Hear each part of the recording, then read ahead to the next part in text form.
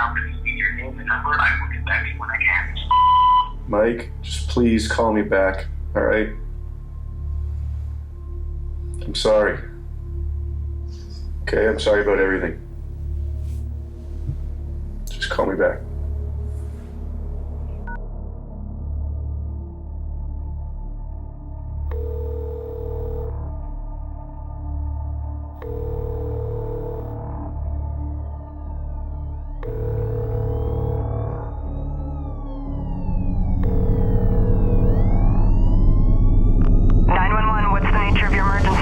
And cut. Hi,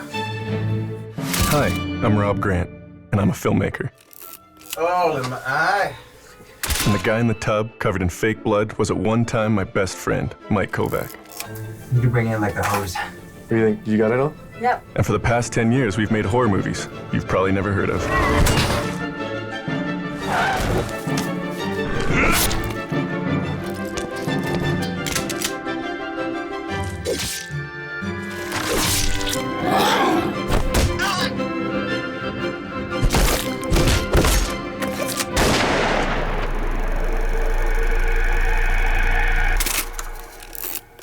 Okay, so what's the big deal with horror? Like, why this genre? Well, we love horror movies. We're big horror fans. Yeah, if we had done like a romantic comedy, it would have been bad. So we went with what we thought was going to be good. Do you feel responsible for that kind of violence in films?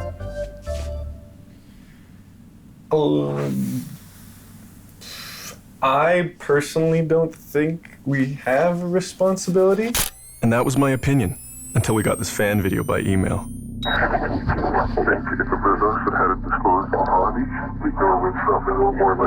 Wait, I should probably back up and explain why we're receiving an instructional video on dismembering a corpse.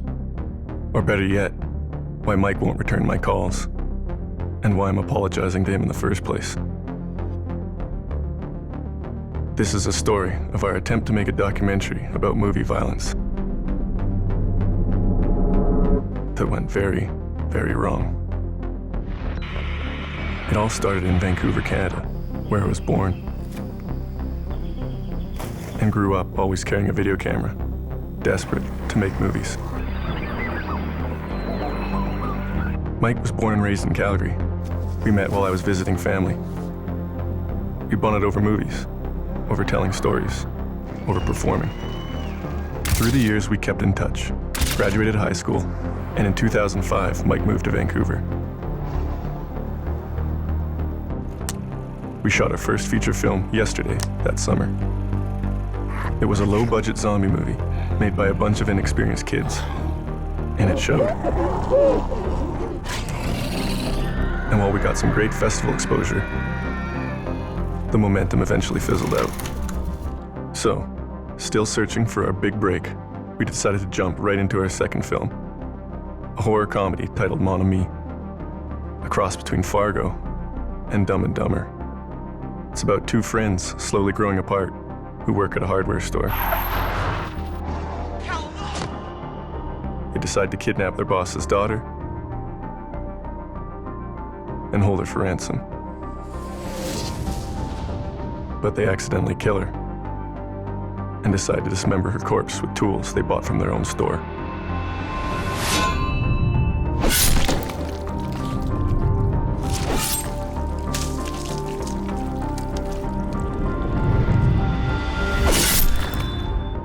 Once again, we had a great festival run. Audiences seemed to like it. Sold it to a distributor and had some minor success on DVD and iTunes. But again, nothing to write home about. So while we both still work in the industry, Mike as an actor, me as an editor, we still used our free time to make small horror projects, trying to get our films noticed, staying motivated by the occasional supportive email from fans of our previous movies. And that's when I received the video in my inbox. Mimicking the shopping spree our characters from Mon Ami went on.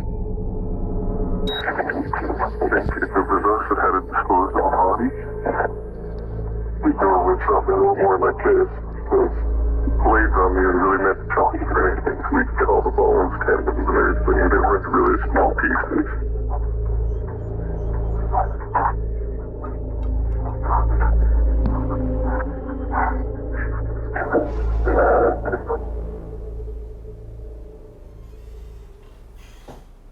Now, what creeps me out about this is the guy that's not talking behind the camera. Mm-hmm. We did not respond to that. When we got it, it was pretty creepy kind of situation. What I worry about people not understanding, like if you understand satire and if you understand, I think what they were going for that, you should also understand that these characters were the protagonists in that we follow them, but they're not like The protagonist. in the big scheme of things, like they kidnap a girl. That's just a big common problem. Like the Joker from The Dark Knight is Yeah. like universally beloved, even though he's very much a villain. Yeah, So, yeah. I was referring to the theater shooting in Aurora, Colorado, where a young man killed 12 people. When arrested, he allegedly told the officers he was the Joker. Searching further, it was easy to find other cases where movies might have inspired violence. A 14-year-old went on a drug-fueled rampage, killing 4 people while armed with knives a la Freddy Krueger. In 2004, a student stabbed his classmate to death and admitted to modeling his behavior after Patrick Bateman from American Psycho. In 1993, 2 10-year-olds snatched a toddler from a shopping center and brutally murdered him. They were supposedly inspired by Child's Play 3. A Clockwork Orange inspired so many crimes, apparently Kubrick himself had the movie pulled from theaters. A mother was murdered by her 16-year-old son and his cousin, attempting to recreate the storyline from the first 2 Scream movies. And Natural Born Killers is one of the most infamous cases. One of many copycats involved a homicidal couple who dropped LSD, watched the movie on repeat, then went on a robbery and shooting rampage. the big question is, are we inspiring psychos to go take tools from a hardware store to chop up a corpse? And if so, are we at fault there? I hope not. Do we have a responsibility as people who have not experienced any violence like this to do it more correctly? Yeah, that's the thing. I think that people are more hooked into how it makes them feel. It's not about the violence, it's about how we feel. And so with this, watching this, do they not understand? Like, do they not get the joke? Are they not in on how we are trying to present this violence? That what makes me worry about it. Do we need to go get better perspective on real life violence to maybe, like, are we taking it too lightly? Having more insight when it comes to that is a great idea. Okay. I play bad guys all the time. I'm always like a drug dealer or drug runner or gun runner or something like that. It's the ponytail. It's the ponytail. It is. It's the scumbag face of mine. I don't shoot real guns or anything like that. But I am completely down with shooting real guns? Yeah, shooting real guns or something like that. If we do like a shooting range, we show people getting beat up and shit kicked and all this stuff. I love watching UFC. Yeah.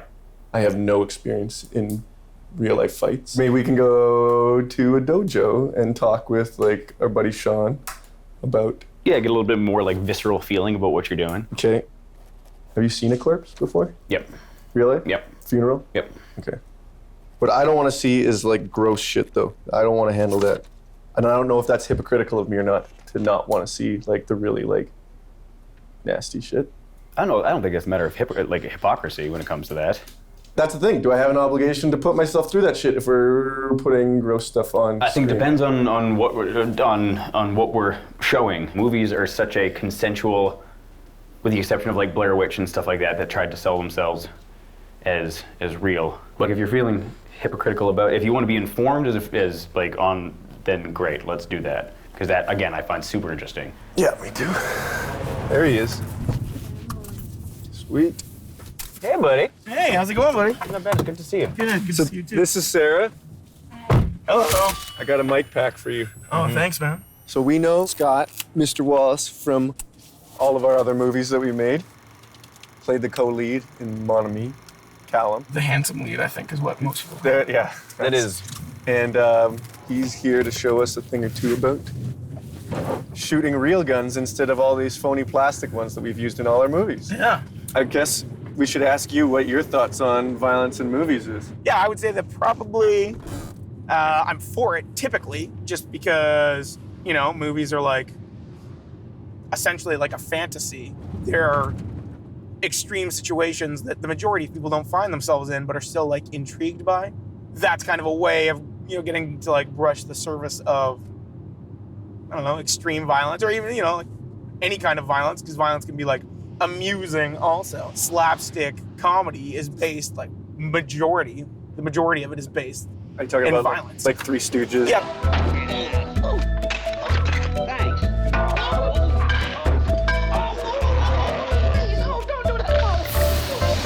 Yeah, like during Mon Ami. Yeah. Like, did you specifically ever be like, man, Well, like, what's my responsibility? You know, anybody who's like putting something out there in the public eye, do they have a responsibility to ensure that, you know, what they're putting out there is for the benefit of humanity? I don't know, maybe in the perfect world. We're talking about The Dark Knight and how they show, or sorry, how they chose not to show blood when it came to gunshots. No, no!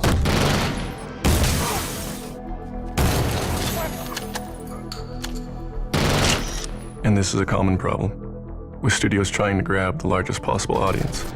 R-rated stories are often shot and edited in a way that will make violent acts palatable to suit the ratings board. So even though people are being shot, maimed, and stabbed to death, as long as there's very little blood, apparently people can watch to their heart's content. So what's gonna make you less likely to commit a violent act? This, a PG-13 movie touted for its gritty realism? Or this, an R-rated movie that was heavily attacked for its violent imagery? Yes, it's irresponsible to show the violent act, being the gunshot, without showing the Aftermath? Yeah, exactly. What happens? Well, what happens, you know, because you've got a generation of people who see violence in movies and they see like, oh, you shoot guns and it's fun. You don't see how gruesome doing something like that actually is. So in a way, yeah, a filmmaker is responsible they have to show the violence. They should show the violence. You've done hunting. Yes. Was the first time you actually saw what an actual bullet does to something like a shocking experience? Well, so here's the thing. When I hunt, I essentially just go sit in the woods. I've never murdered an animal before. Okay. Yeah. It's always like a weird relief when you go hunting and you don't kill something. I made sure that we tried guns that you'd see in movies, like the shotgun from Terminator 2.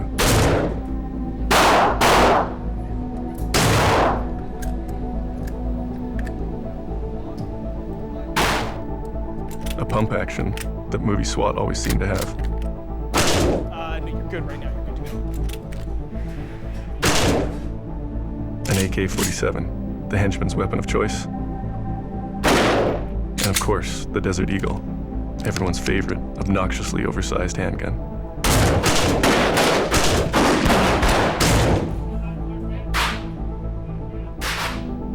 Oh, and also the Dirty Harry style revolver.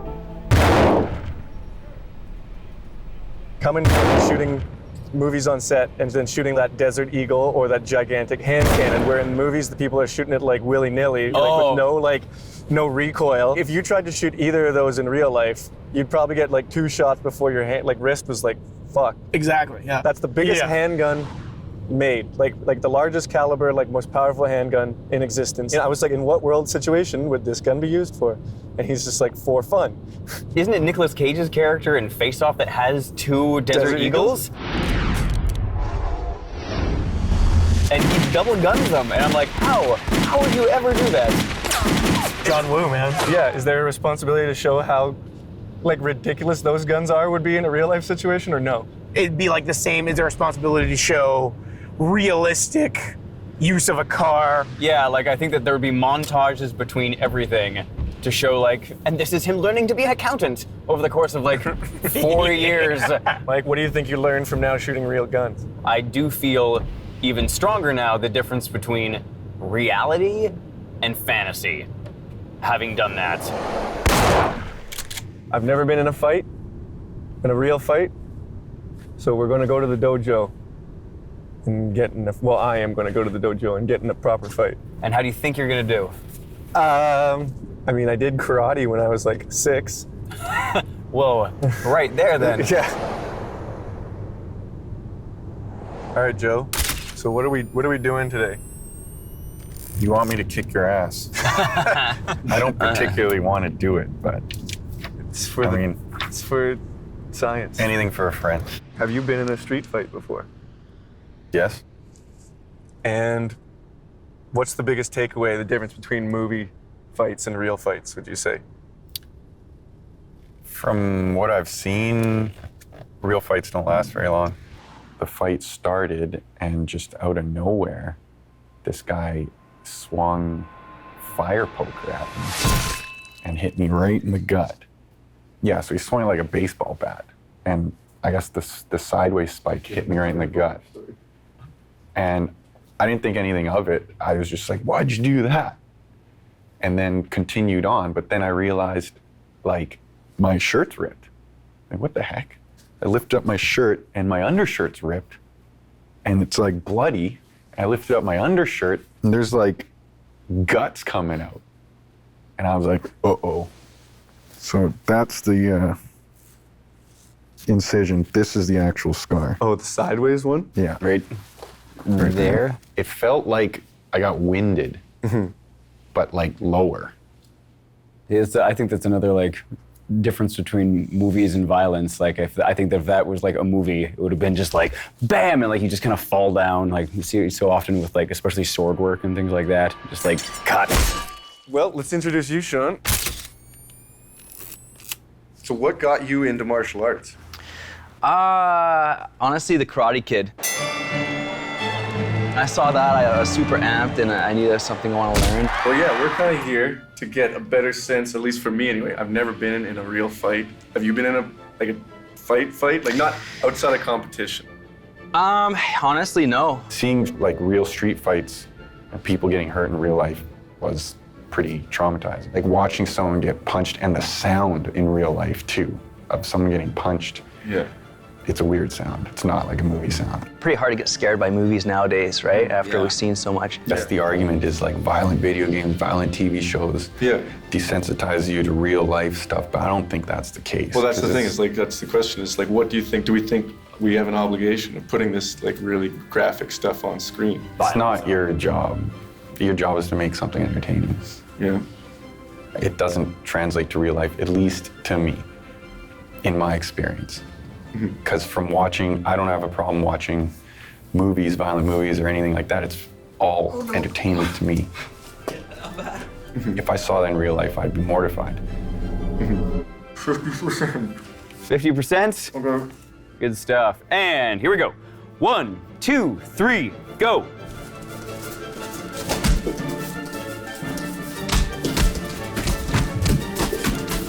That's it, far back, Rob.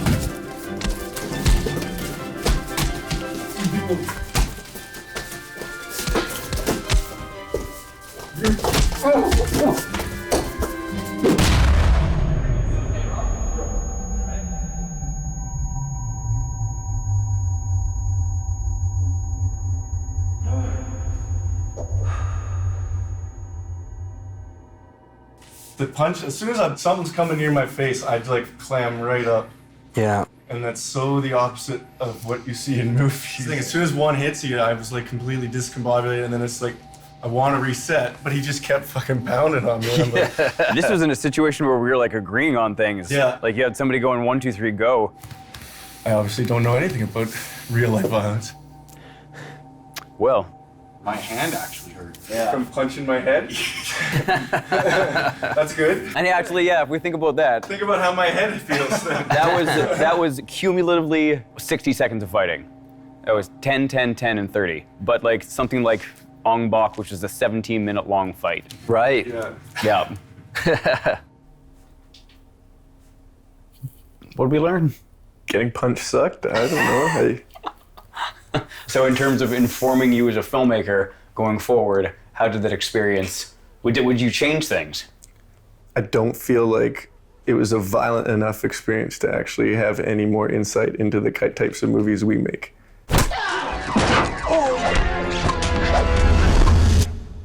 From the outside, it looked pretty violent.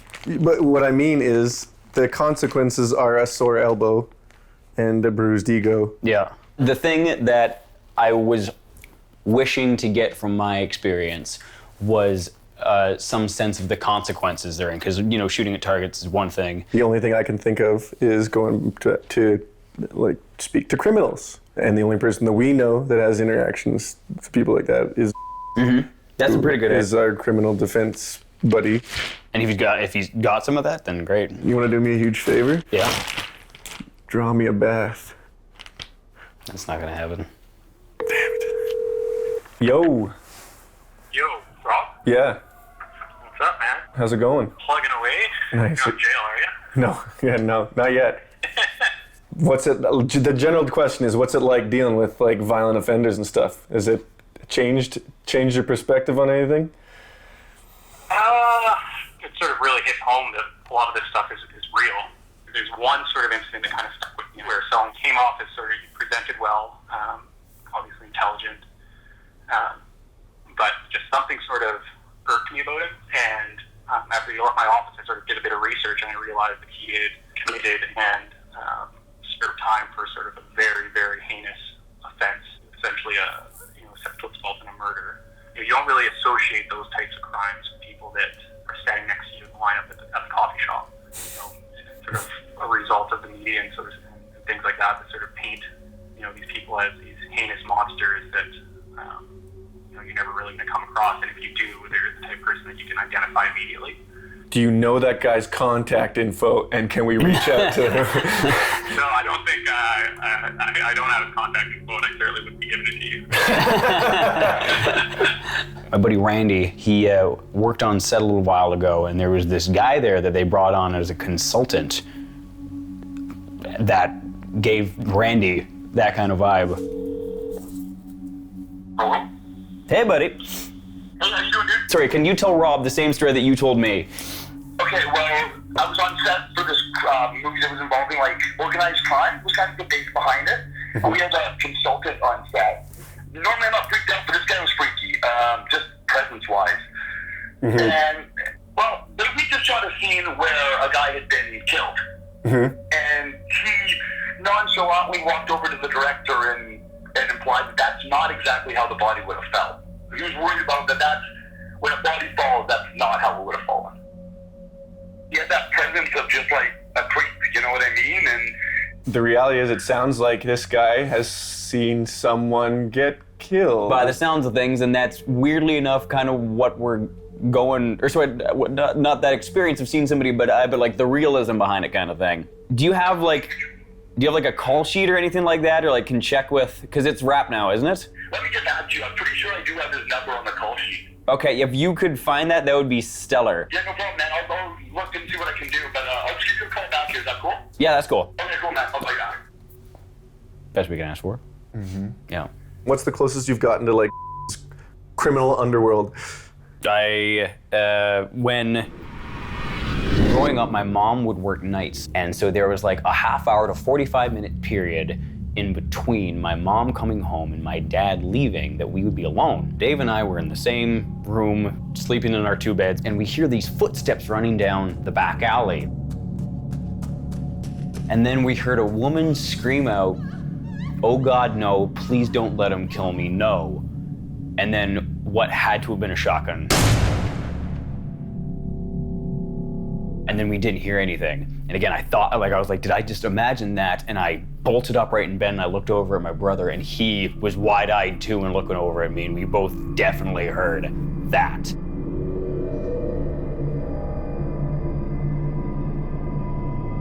My poor mom, she had to like come home to like two young boys that were freaked right the hell out because it was an animalistic fear. I can't really remember feeling like that since then, and I think that a whole bunch of it had to do with the age, but sounded like something off of a movie. Yeah, yours. Okay, mine was literally like just driving with buddies at night just after graduation. As we were just driving down a dark road at night, rolled up in front of a guy who was lying like full splayed out on the road. And so we like thought he was just a really drunk guy. And then I honked and he started to roll out of the way, and I could just see this gigantic hole in the middle of his back, profusely bleeding hole. And so we like pulled over, and the guy was just like, he wasn't even able to talk. Like these guttural like screams. Yeah. Unable to communicate how like fucked up he was. Randy. Hello? Hey, Mike. Hey. Hey, dude, I was able to find that number, you guys for one. Yes, indeed we do. Okay, number 64365. We decided it was too late to cold call a potential criminal. So we waited till the next morning with what I thought was a rock-solid strategy. You wanna talk or should I? No, you start it off and then we'll just... Hi, John. My name's Rob Grant. I'm actually here with my partner, Mike Kovac, and we are filmmakers who got your number from a friend of ours, and we heard that you did some consulting on set, and we'd love to talk to you about that, if possible, in person.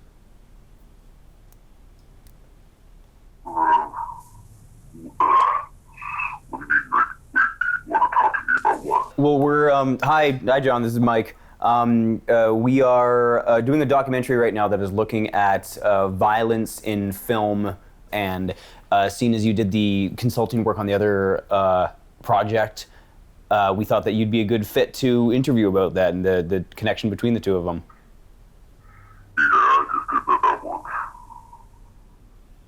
We wouldn't need you for like the entire production. It's just like we'd love to just sit and talk with you for like an hour, like just do a proper interview about, you know, real life violence.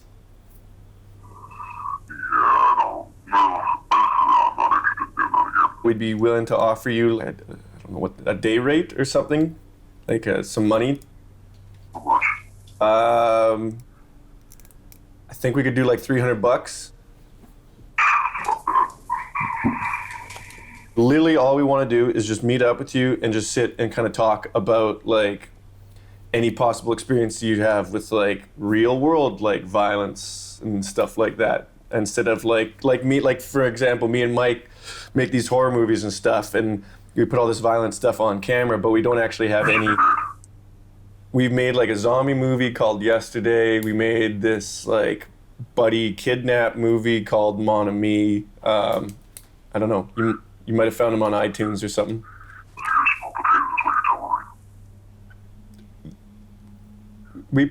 Well, yeah, sure. Yeah, you could put it that way, but that's the thing. It's like this project could be an interesting way to kind of get some better perspective to not be small potatoes anymore.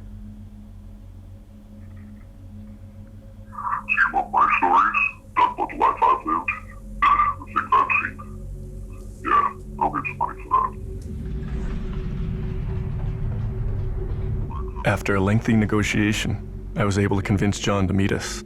It just cost us $600 and a guarantee he remain anonymous. We were to meet that evening at a nearby parking garage of his choosing, and instructed to come alone and without cameras, which I promptly ignored. Which, for the record... What? Never mind. What is the record? Nope, it's fine. I thought that if we got there early enough, Sarah could just hide across the lot. Try and leave your window cracked a little bit. Yeah. Okay. What could go wrong? What the fuck? What the fuck is all this? Alright, stop filming me, alright? What the fuck is this? Hey. Sorry, that's my bad. That's my bad. You alright, Sarah? You Rob? I am Rob, yes. I fucking said no cameras. I know, yes. I'm sorry.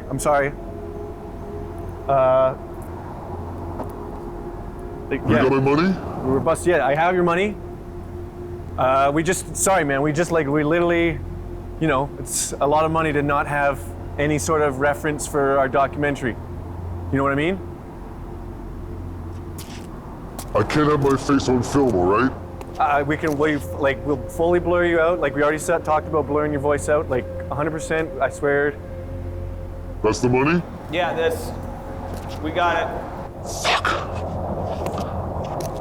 It's like this is people's lives, you know what I'm talking about? Yes, My life's at risk, other people's lives. Let me see that.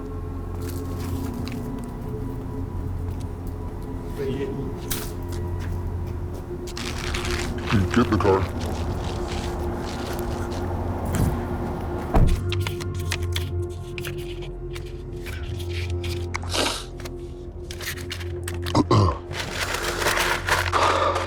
You gotta be very careful. I assure you I will make sure that your identity is safe. Well, I'll change your voice. Fuck it, man. Let's do it. That's my business card as a filmmaker. You can find our movies online if you want. Oh, yeah? I'll tell you how this started, actually. Okay, so we made a movie called Mon Ami, and it's like... Are you guys friends? No. It's just, that's the saying. 100%. It's two friends kidnap their boss's daughter and hold her for ransom, is the story, and then they accidentally kill her. So to dismember her, they go to the hardware store and just get a bunch of tools to chop her up. Holy shit. After we made the movie, I got a fan video from someone who basically is him and his friend walking through a hardware store talking about what tools they would use to chop up a corpse.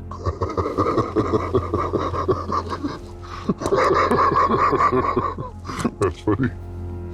You guys don't think that's funny? Well, I got creeped out because... Oh, come on. Do you think people are gonna go out there and chop up people now because of you? I would have said beforehand, no. But then they sent us that video, and that made us kind of just get like freaked out about it. So we decided to try and investigate. You know, you might have something there because I'm pretty sure some of the guys that I've known have sort of changed how they behave. Like they're trying to be guys like in the movies, you know what I mean? Okay. For sure they are. Like the Sopranos stuff? Well, yeah, no, I guess. Like, yeah, you just hear guys talk differently. You know, you can tell what shows they've been watching, Sons of Anarchy or whatever, they start behaving differently. Do you make people go out and kill people? I doubt it. But do you change how the guys who kill people behave? Yeah, I'd say so.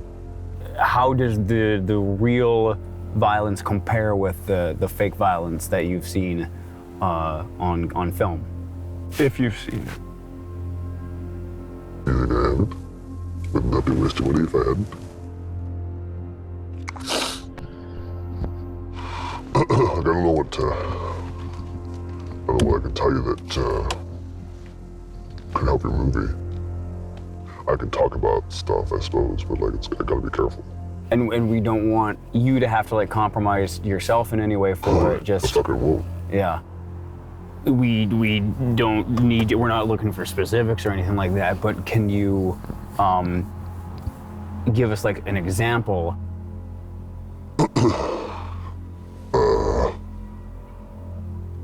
Okay, so I was working for this guy, and a rival started up grow up. So he sent me and this other guy. So yeah, we go out there, we knock on the door. I just know we're going out to basically get this woman to stop. We're letting her see that we're not there to fuck around. But turns out her boyfriend was there too.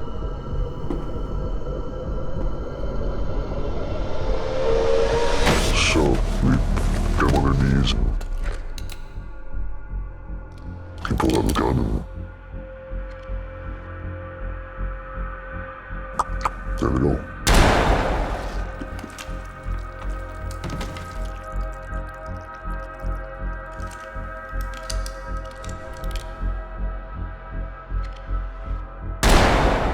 They're going. Shot them both in the head.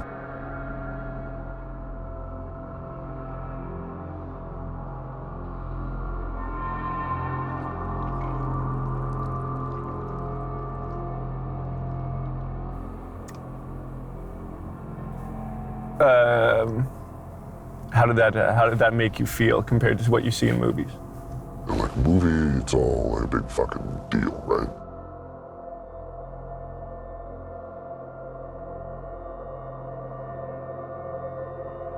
It's over so quick. Gone. It's, 1 minute they're there, 1 minute they're not. That guy was just the role based on time. Like, just based on who he was fucking, he got killed. Did that affect you at all? How so? Like, Did you feel bad that an innocent person kind of got? No. I mean, he knew they were planted in that house. He knew she was involved in some shady shit, so he chose to be there. I'm sure there was something he fucking did to someone. You know, none of us are innocent, right? But shit happens.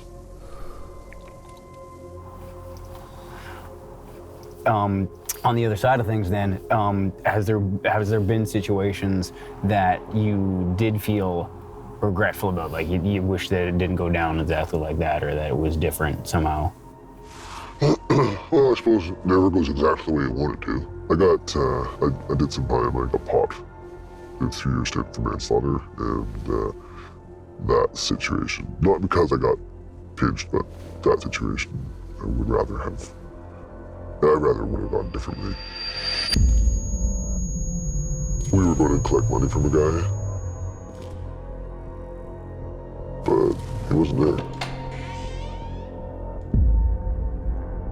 But his sister was.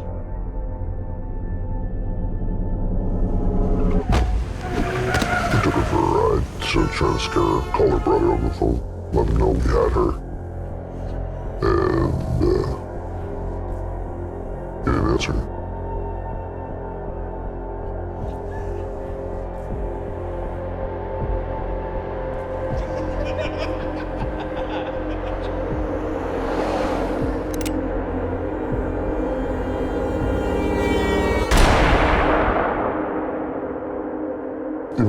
Yeah, he killed her.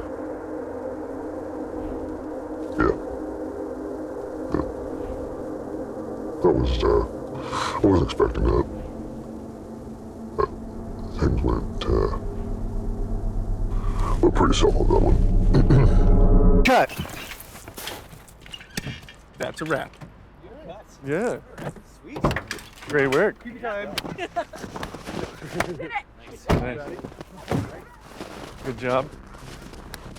Yeah, look great. Thank you guys. I remember the first time that I sort of clocked that something violent was happening, that there might be consequences to it, when I was really young. And it was some shot where a guy was shot and fell out of a helicopter or something. In my little kid brain, somehow or another, I figured out that, okay, that was a real person falling, so it had to have been death row prisoners. It's checkout time. I decided that there was I don't know where I got this from, I just made it up, that there was, the people who were on death row were hired to die on film. You want to get off?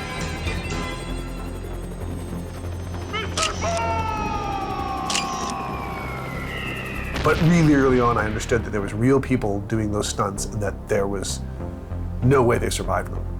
My godfather would bootleg video VHS tapes or whatever, right? So I borrowed a tape from him that was supposed to have like a Care Bears adventure on it of some sort. But then at the very end, after the credits, it cut into like a scene from a movie called Dr. Hackenstein. And so like the end scene of that is he's trying to like create his own wife out of like bits of other corpses and stuff like that. But instead of the brain being the last thing that he could find, he couldn't find eyes. So the last scene is this naked woman covered in scars running through this field with no eyes. And that was the first violent image that I really remember. And I was traumatized. It really sucks when like that's the high point of a film or a TV show, is all the crazy things that you're doing, and the story itself is just lacking. Mike and I agreed. It was clear John didn't give us the full story. So we decided to take some of the vague details about his abduction gone wrong and type them into Google. We found a similar case in 2010 involving the abduction and murder of a drug dealer's sister. From there, we found John's mugshot, as well as his real name. While most of the case is under publication ban, we were able to confirm that John got a reduced sentence for testifying against his partner that night, whom we'll call Philip Cotton, and their boss, Bob Campbell. We also found that the victim's brother, Darren, lived just a 2-hour ferry ride from us in Langford, BC. Okay. So let me throw this at you. Mm-hmm. What if we tried to get a hold of Darren and talk to him? Like, it's interesting, but I worry that it's a little bit off the beaten track of what we were talking about initially with. Obviously, John didn't give us the full story. If we're trying to put something together here in a documentary about real life violence, say we didn't get the victim's side, people are gonna think that we're like being chummy up with, with the dude. Yeah, with okay. like the bad guys. Okay. The only other caveat that I have on that then is if we go and talk with him, that we be extremely delicate when it comes to talk, like, because it's his sister. Like, well, I mean, first of all, let's see if we can find him. We are heading to Vancouver Island today because we have gotten an address for the victim's brother, and I've left messages. He has not gotten back, but we're gonna try and just head out there and see if we can get him to talk to us for the movie or doc. What are we calling this? I don't know. You didn't do any of that. Everyone, this is my fiancée Jacqueline, and we've been together for the past 9 years? Yeah. Yes, 9 years. And how do you feel about Rob and I going over to the islands to interview this gent who had a family member legitimately killed? I think that as long as you're being sensitive towards him, I think that you have to make sure that you're doing this for the right reasons. How do you feel about violence in movies? I used to hate it. I do know that growing up, I used to be really squeamish about horror films. Yeah. And I'm definitely desensitized. I don't necessarily blame horror films for that, because I think that even just the general media and seeing what's happening in everyday life, I think that you just become more desensitized as you see the world more for what it is, I guess. Violence is so overused that I don't even see it as much as, so it's hard to even notice it. Like, you know, it's a backwards thing where you can't show tits, but you can show 50 guys get their head blown off.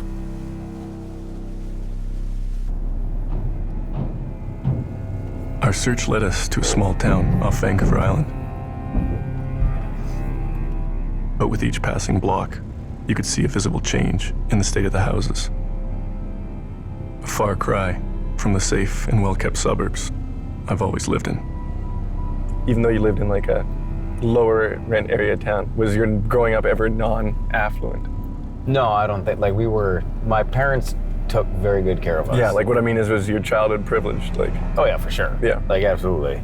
If we ever were in trouble, I never knew it. Yeah, again, I just think this just highlights we might just be a bit of hypocrites if we're telling movies about people in this kind of lifestyle. Again, or this area of town. I don't know if it's a hypocritical thing. Well, they always tell you, write what you know. I don't know this world. I think that storytelling has more to do with conflict than anything.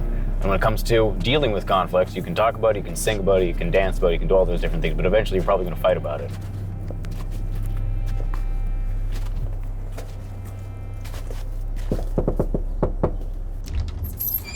Hi. Yeah. Darren.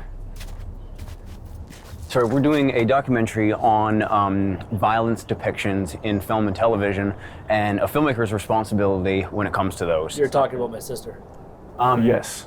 We're trying to find our perspective, our responsibility in showing violence in the movies and stuff like that. And I think we can't do ourselves justice, or the documentary we're doing justice, unless we show the consequences of what real life violence has on people as well. And so it's just a conversation on your side of things, and I think just to kind of, you know, we don't want to take this subject lightly. We're not trying to exploit anybody when it comes to this. We're just trying to have an honest conversation where we deal with the facts of what violence does. I'd love it if we could just take you to lunch maybe right now and just talk it over, just kind of let you know what we kind of generally would love to talk about. In a no pressure situation.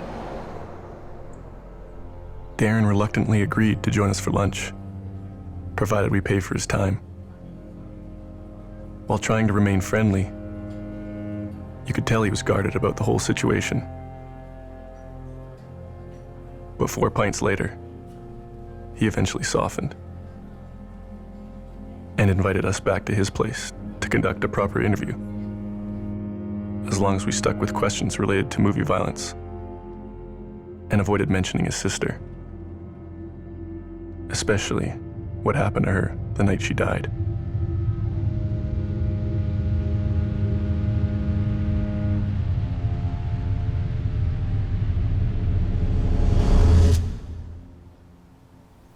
When you hear the term movie violence, what do you think of like that involves?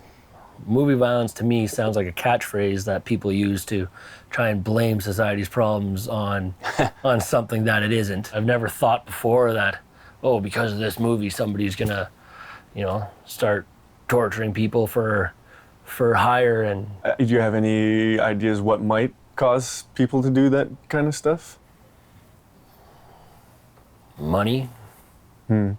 Have you ever been in like a violent situation, like a fight or something like that? And if so, how did that relate to like a movie? It takes 8 seconds to beat someone up. Yeah?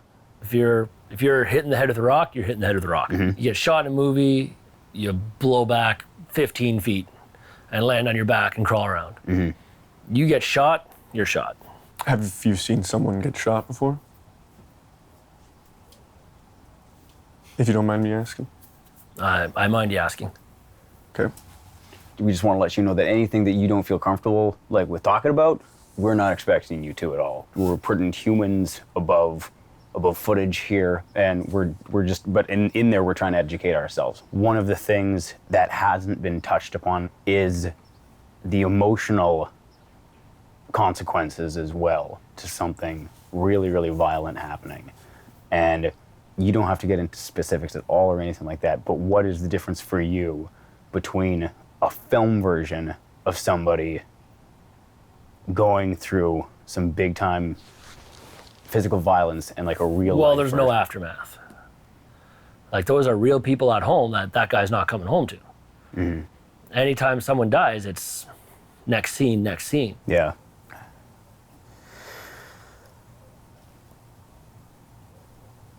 Is there any way you can maybe perhaps relate that to the case with your sister? She's gone. Mm-hmm. That's it. She's gone. Yeah. There's no bringing her back. Those guys, they're in jail. But their lives go on, hers didn't. Yeah.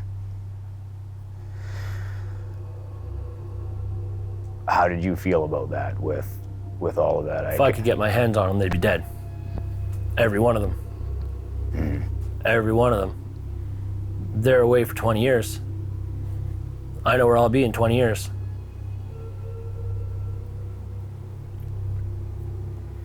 They were coming for me. And they fucked up.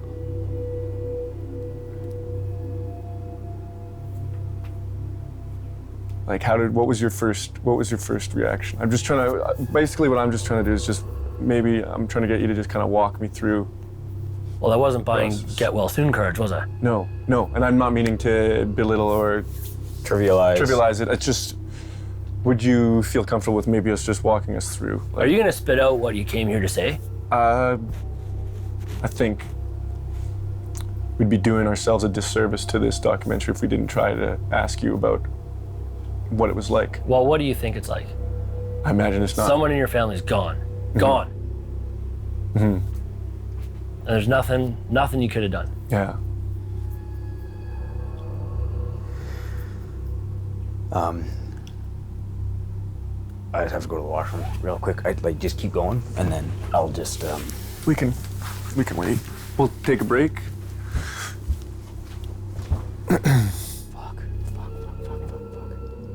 Sorry, again, I don't mean to, I didn't mean to kind of be prying stuff out of you, but yeah. Well, you lose a family member, and then two assholes show up at your door 6 years later. The reality is, it fucking sucks. Yeah, no, I get it. I'll go quickly. Yeah, go. Talk to him.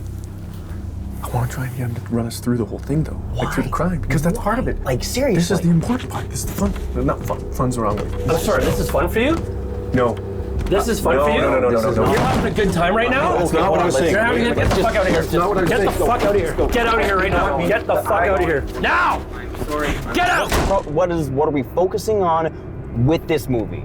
I understood that we were going to be focusing on on violence within filmmaking and movies and how audiences perceive that and what people thought about that. Instead, we're chasing after this guy who had his sister be killed. Yeah.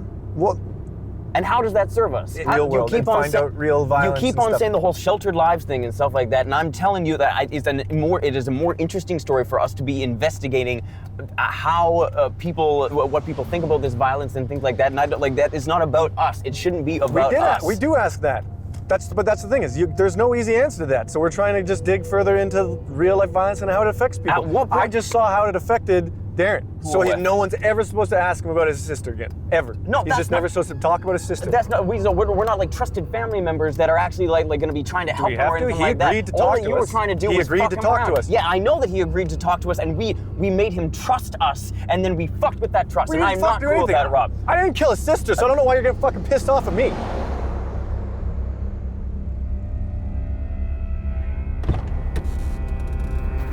I don't think it was really cool of us to show up and do that to him and make him feel like that, and showing up like this probably didn't do anything for him, and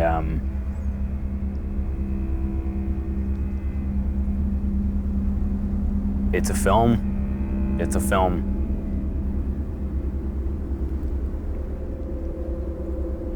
It's just not worth it. The botched interview should have been my wake-up call, and made me aware of the wounds I was reopening just to get compelling footage. Instead, all I could think about was Darren's veiled threat to the men in jail for killing his sister, and couldn't help but wonder if he was even aware that one of them was a free man.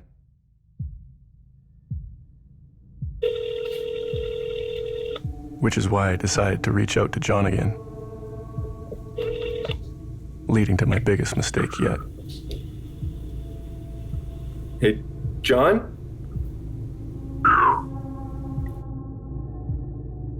We, basically, I would love to do a follow-up interview with you. I don't know how comfortable I am to more detail on those stories. Well, I mean, like we said, we're keeping your identity a secret. Yeah, the more details I give, you know. We're not using your real name, though. I want you to be clear about that. There's no mention of anywhere in this thing, so I wouldn't be too worried about that.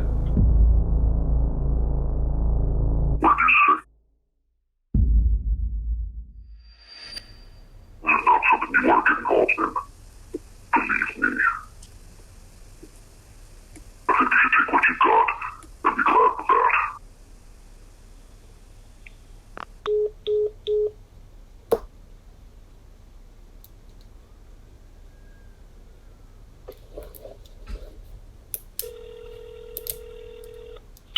Yo. Hey, what's up? Is there any record, transcripts of court cases that have already happened and stuff like that? Well, the court system is public, so in the same sense that you can go to the courthouse and say on pretty much anything, the public can get access to the records, the recordings.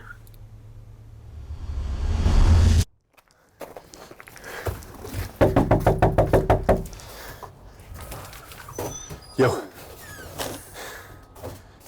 I eventually tracked down the transcripts from Philip Cotton's trial. The man who accompanied John to Darren's house that evening, and in John's interview with us, claimed was responsible for what happened to Darren's sister. Mike and I were not prepared for what we heard in his testimony. Yeah, Mr. What was it asked you to do that night? He asked me and a guy named to collect a debt from some guy in Langford. So, when you arrived at Darren's residence, what happened?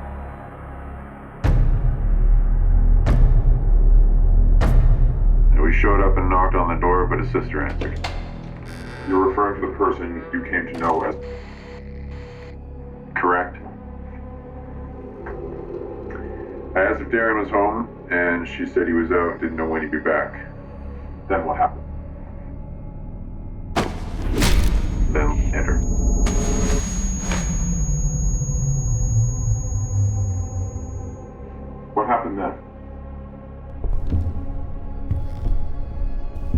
took her cell phone and tried calling Darren from it, but he didn't answer. So we tied her up and carried her out. Threw her in the car.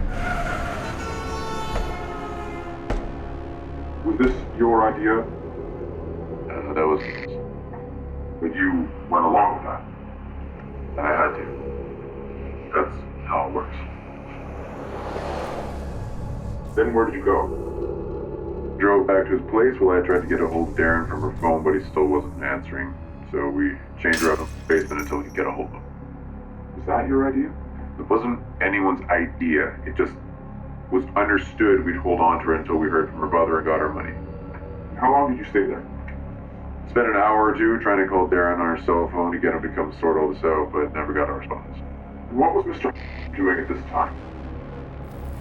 He was raping and torturing her. You witnessed this? Yeah. He was burning her with cigarettes, filming her on her phone and sending the videos to Darren to try and get him to respond. And did he? No.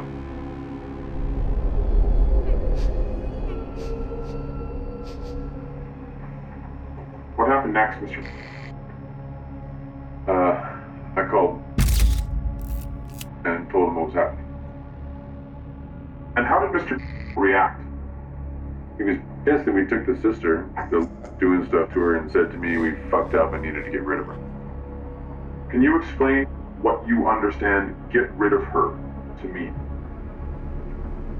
Kill her.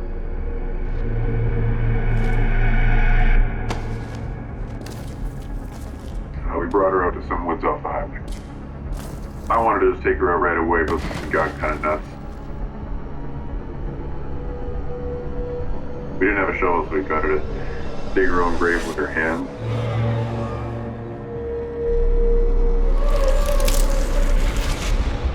She was scared, begging for her life and stuff. I was laughing, filming. And then what happened?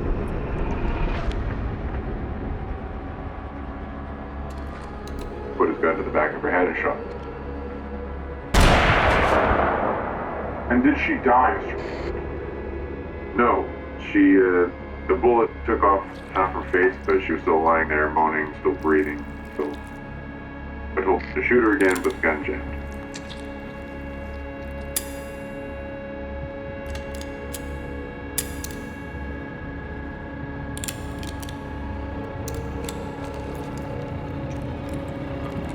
So he grabbed that big stick, started clubbing her, trying to finish her off that way.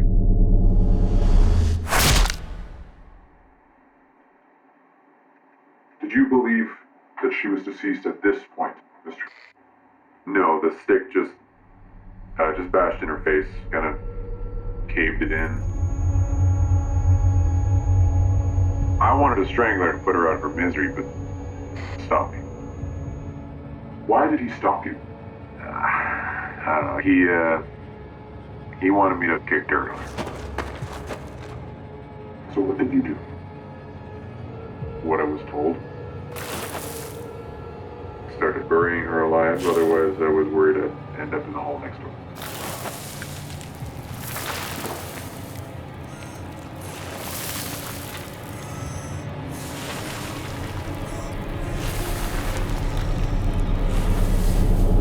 Cut! That was fucking intense, man. Rob, do you have Chelsea's cup? Yeah, let's get her out of here. My instinct is, from a moral perspective, I guess, like a responsibility that we might have as performers or artists who are like, I want to do violent films. I want to do action-y things that I don't want to do them because there's violence in them, but that type of performance is interesting to me. So I suppose I feel like our responsibility is to always somehow tip our hand that this is fantasy, that this is just an art. But I don't know how to do that. Because again, it's like, what is pornography? Well, I know it when I see it.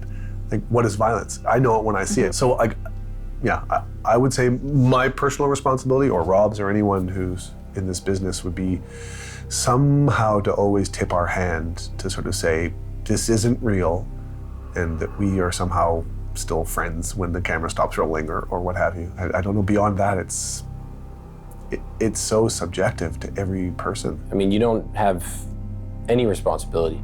You can be as violent as you want. You can have no violence at all. It's an art. Making movies is an art form. It's just how you want it to be perceived. If people take it the wrong way, that's their problem. There is, some definite responsibility to show that violence shouldn't be glorified. You know what I mean? It's terrifying and it's terrible what's happening to these poor people in most of these situations. This is lives that are being taken from people. This is real, like in this case, you know what I mean? So yeah, it is your job not to make it look great. It's your job to make it look gritty. Making sure that the audience knows that it is fantasy and it is art, and also having the respect of killing and gore in there as well. So it's that fine balance, I think. My mom especially, she'll be like, the news is already so depressing. Why do we have to see films like this? Or why do they put it out there? And it's just like, you are speaking the truth also of what's going on. And it's a part of humanity.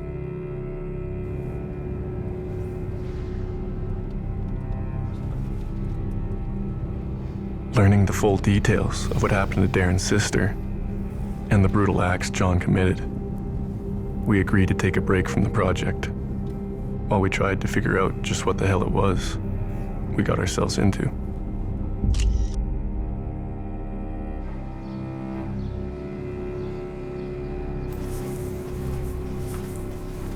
I wanted to show you guys this before I called the cops. At the time, it didn't look like anything was stolen, more just tossed around. Shit.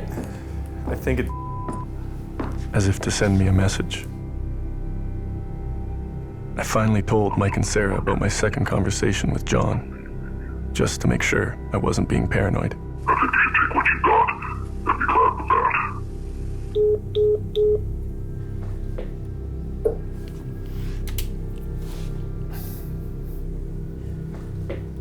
I don't think I need to tell either of you. No, I understand. The kind of guy that we were dealing with. No, I understand.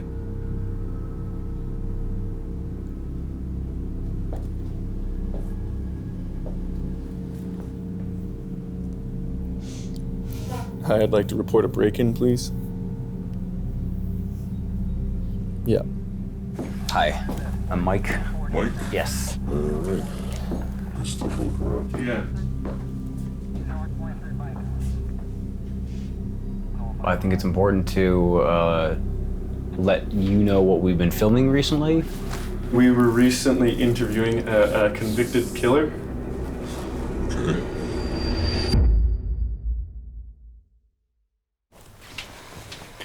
Hello. Right now we are packing up for the next little bit at the request of the police, who are actively looking for AKA John. I don't really have anything to say. For now, it's just smarter for us to be smart, and this is a... The gang task force told us that they couldn't locate John and requested that for our own safety, we move into a nearby hotel. Even then, I didn't recognize the position I'd put everyone in. I was only thinking of how this would make a cool twist for the movie. Yo!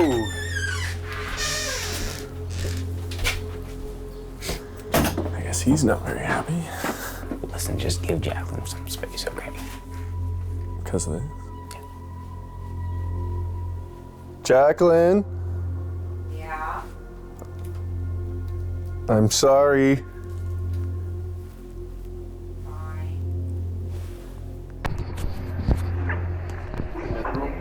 And if you want to use the internet, it's gonna be the button. Okay? So they're not too happy with me right at this moment.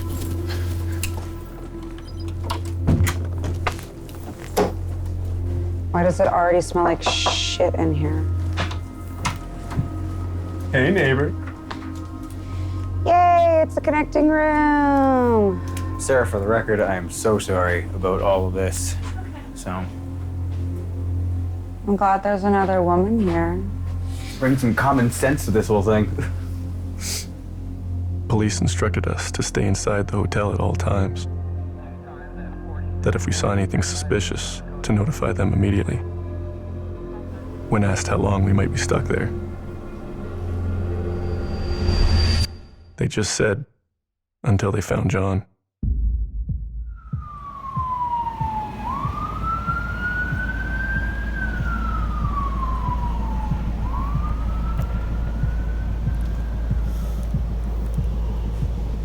Most disturbing. Yeah, the thing that shook you up the most. Shook me up the most. I can't think of anything. Really? I know for sure mine. What's yours then? Cannibal Holocaust. The part where they cut the dude's nuts off. I do not know how they did that one. Probably just cut his nuts off. No, I think you just, oh, maybe. There you go. Oh, there we go. No part of me wants that. We gotta get closer to you. Yeah. Yep. Cheers, bud. Yay, we're not dead. We're not dead. Whee!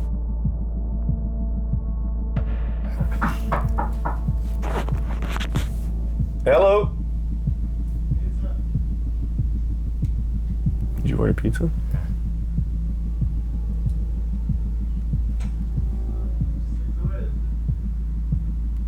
No, we're 508.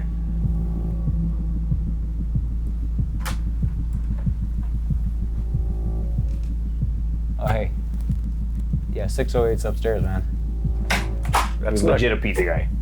I was gonna say, that's not creepy at all. These are the worst scissors.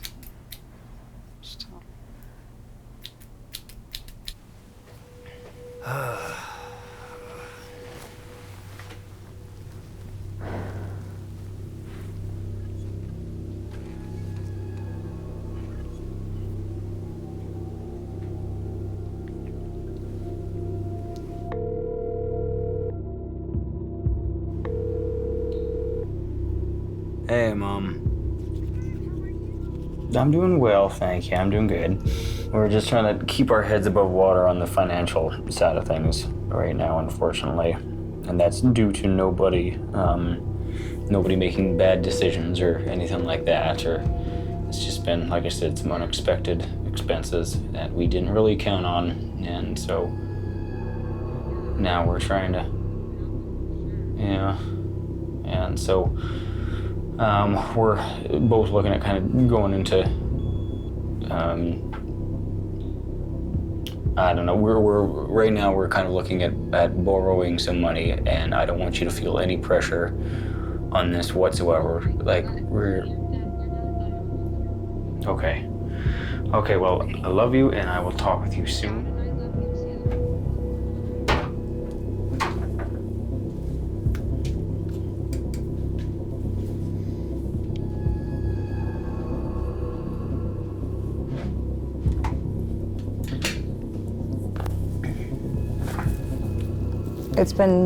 It's been tough. I've been talking with my boss, and he said that it's fine and I'll still have my job when this ends, which is good.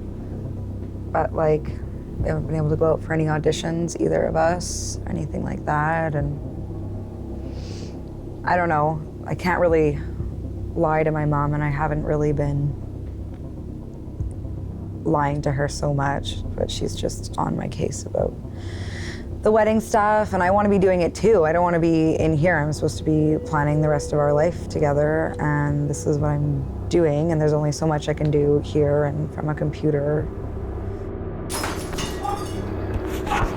I told you, man, I told you. Keep them the fuck out of our room.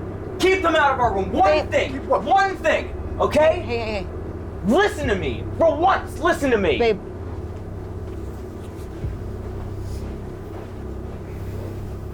I think we're all really frustrated right now, but I think you need to be a bit more respectful of what you're doing and what you've gotten us all into. What did I do? I don't know. I don't even know what he's upset about.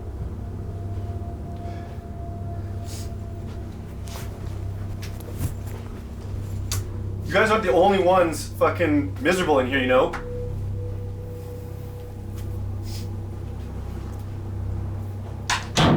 It's not like I'm not missing work and shit either. I'd completely lost perspective of what the movie or any of this was about anymore.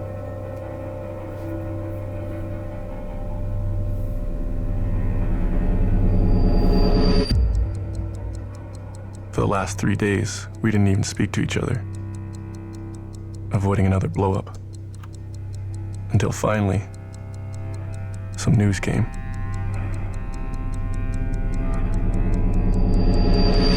Can I get you guys to come on around here?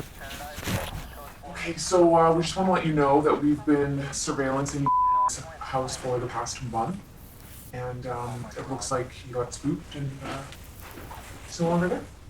So you should be good to go home. Okay. Has there been any sign of him whatsoever? No. Okay. You know where to contact us if you need anything at all? Have a good rest of your day. Sorry to disturb. Nope, no, of course, thank you very much. I'll...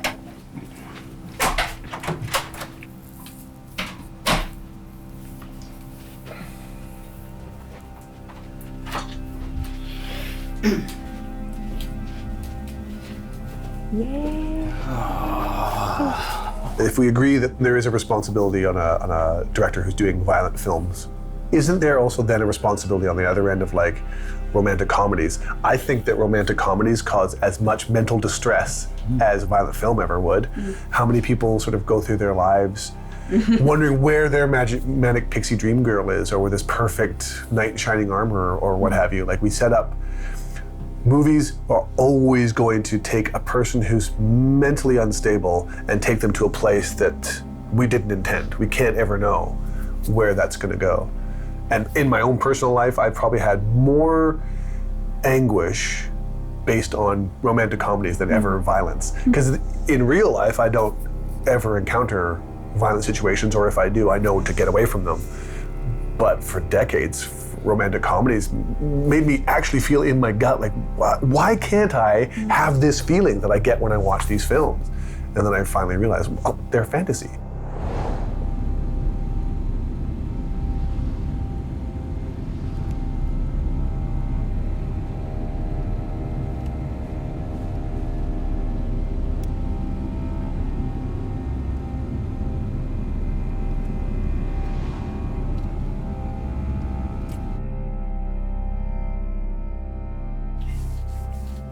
How are you guys doing? I think that we're doing better now that we're not in the hotel anymore, and that we have a little bit of space from Everything? everything, I got to keep my job, which is nice. which is good. Yeah. Because I was worried about that. And I can go out for things again and can Getting back to the wedding. getting back to the wedding and able Let me to... tell you, my mom was not happy about all this. No, she was not. She let me know that she was not happy about that as well. I can laugh now. It wasn't funny. No. It wasn't funny at No. the time. It's better. It's better. Right now, I'm going through all of the footage that we've shot, or I guess you've shot, and trying to figure out what our ending is, because right now we don't have one. I mean, wouldn't it be nice if John surfaced? What a fucking idiot.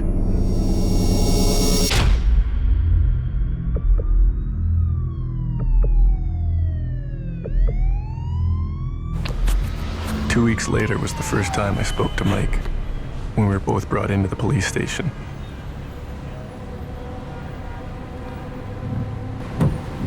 Hey, so get this. I got brought into the station.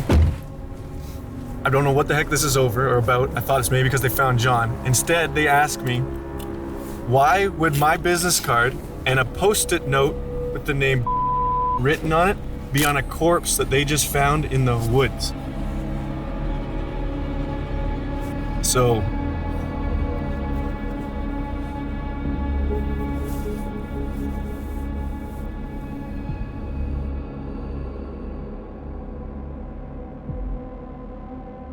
I later learned that the corpse was Darren's.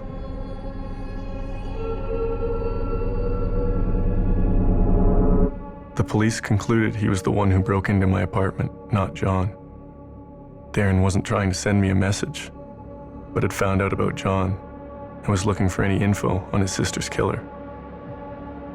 Turns out all Darren needed to find him was a post-it note I never even noticed was missing from the corner of my computer.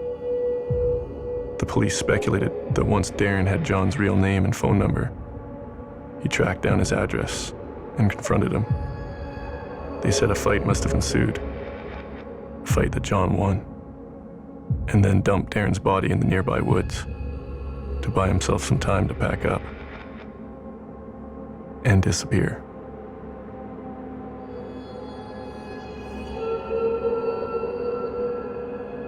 Do you make people go out kill people? I doubt it. But do you change how the guys who kill people behave? Yeah, I'd say so.